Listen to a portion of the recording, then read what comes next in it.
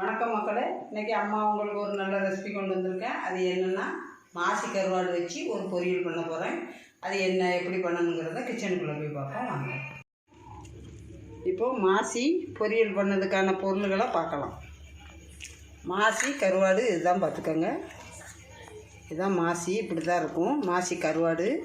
இது எத்தனை வருஷம் ஆனாலும் கெட்டு போகாது. இதை உடச்சி தான் இந்த மாதிரி பொடி பண்ணி வச்சுருக்கேன். இப்படி பொடி பண்ணி தான் போடணும், இப்படியே நம்ம போட முடியாது. பொடி பண்ணி வச்சுருக்கேன். இது மாசி பொடி.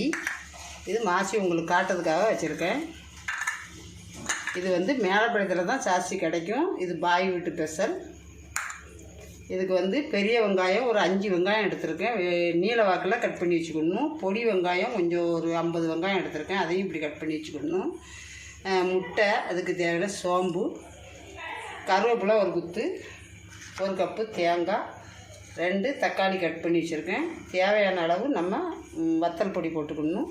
மஞ்சள் பொடி தேவையான அளவு, உப்பு தேவையான அளவு, ஆயில் தேவையான அளவு. இப்போ எப்படி பண்ணலாங்கிறத காட்டுறேன். இப்போ அடுப்பத்தை வச்சு சட்டி போட்டிருக்கேன். இதில் ஆயில் ஊற்றுதான். இப்போ ஒரு 4-5 ஸ்பூன் ஆயில் ஊற்றியிருக்கேன். ஆயில் கொஞ்சம் சூடாகட்டும். ஆயில் நல்லா சூடாயிருச்சு. இப்போ இந்த பெரிய வெங்காயமும் பொடி வெங்காயமும் அதில் போடுவேன்.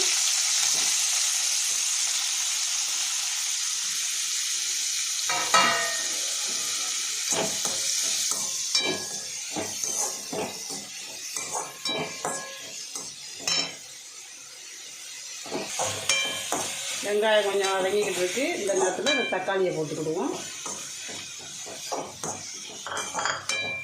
இப்போ இதுக்கு தேவையான கொஞ்சம் மஞ்சள் பொடி போட்டுக்கிடுவோம். ஒரு 1/2 டீஸ்பூன் மஞ்சள் பொடி போட்டுக்கிடுவோம். இதுக்கு வதங்கிறதுக்காக 1 டீஸ்பூன் உப்பு போட்டுக்கிடுவோம். வேறு பார்த்துட்டு போட்டுக்கிடுவோம்.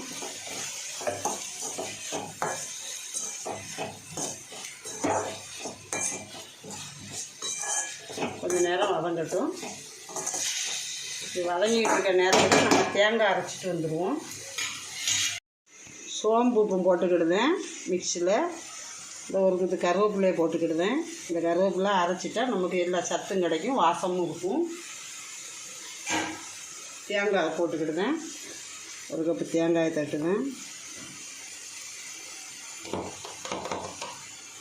இப்போ இதை தண்ணி ஊற்றாமல் பொடிச்சிட்டு வரேன். ஒரு 1/2 டீஸ்பூன் வத்தல் பொடி போடுவேன். உங்களுக்கு உரப்பு தேவைன்னா கொஞ்சம் கூட கொஞ்சம் போட்டுக்கோங்க. தேவைக்கேற்ப நம்ம உரப்பு கூட்டிக்கலாம், குறைச்சிக்கலாம்.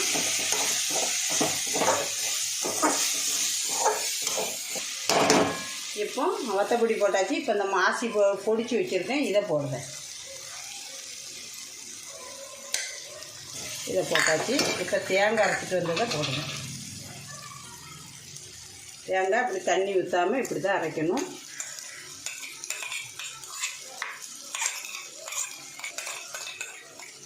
தீயை நல்லா குறைச்சி வச்சுக்கிட்டு பிரட்டணும், அடி பிடிக்கணும். இப்போ மாசி போட்டாச்சு. மாசி கருவாடு பொடிச்சு போட்டேன். தேங்காய் போட்டாச்சு.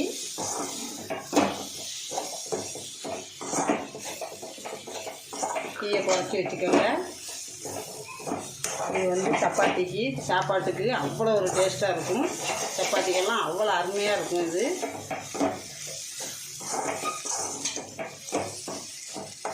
இப்போ கொஞ்சம் தேங்காய் ஊற்றுங்க, நல்லா வாசமாக இருக்கும். இப்போ இந்த தேங்காய் ஊற்றிட்டு இந்த முட்டையை நடுவில் உடைச்சி ஊற்றுவேன்.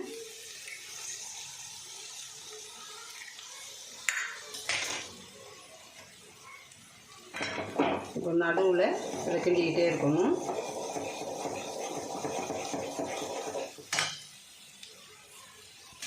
இப்போ முட்டை நல்லா இதாகிடுச்சு. இப்போ ஒன்றா சேர்த்துருவோம்.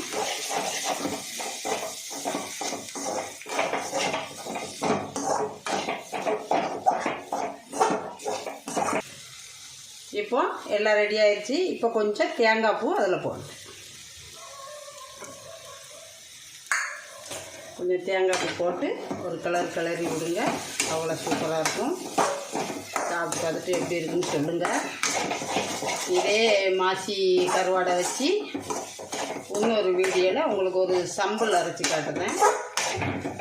இப்போ இது மாசி கருவாடு முட்டை பொரியல்.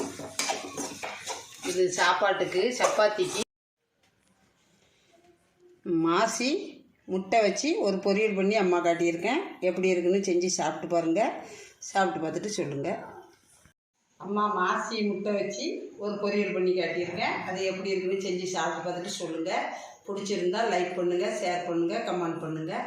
அம்மா சேனலை சப்ஸ்கிரைப் பண்ணுங்கள். மீண்டும் ஒரு நல்ல ரெசிபியோடு அம்மா உங்களை சந்திக்கிறேன். நன்றி, வணக்கம்.